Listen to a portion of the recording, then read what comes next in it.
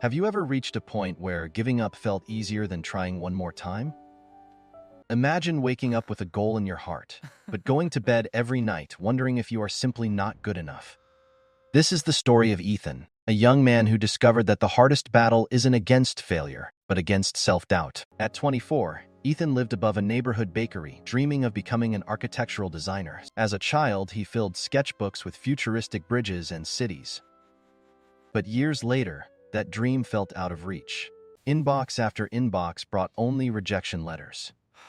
One dark evening, after another refusal arrived, Ethan closed his laptop and whispered, "Maybe I'm just not good enough." The next morning, Ethan went to the bakery.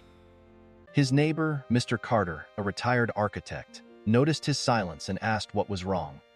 Ethan admitted everything: the failed interviews, the endless rejections, and the exhaustion. Mr. Carter said, "Ethan, failure doesn't mean the journey is over. Sometimes it is just life asking you to become stronger before you continue." "But what if I keep trying and nothing changes?" Ethan asked. "Then change the way you try," Mr. Carter replied gently. "Don't confuse a difficult chapter with the end of the story." Ethan reopened his sketchbook and realized he'd lost joy in his craft, measuring his worth only by quick results. He decided not to overhaul his entire life overnight. He would simply try one more time. He spent the next morning refining a single portfolio project. He studied his mistakes, watched tutorials, and rebuilt a concept from scratch. He focused on learning rather than failing. Weeks passed. Some rejections still came, but each mistake sharpened his skills. Then, an invitation arrived for an interview at a respected architecture firm. Ethan prepared intensely, reviewing concepts, practicing answers, and studying their work. In the interview, a senior architect asked Ethan, "This design has potential. But why did you choose this approach?" Ethan shared what he learned from his mistakes and explained how he would improve the design now. 2 days later, an email arrived with an offer for the position.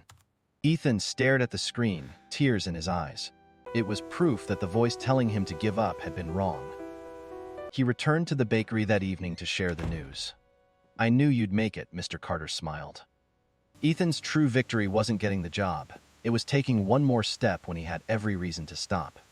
If you are standing where Ethan once stood, rejected, exhausted, or wondering if your goal is unrealistic, remember this: you don't need the strength to finish the entire journey today. You only need enough strength to take the next step. But don't let one painful chapter convince you that the story is over.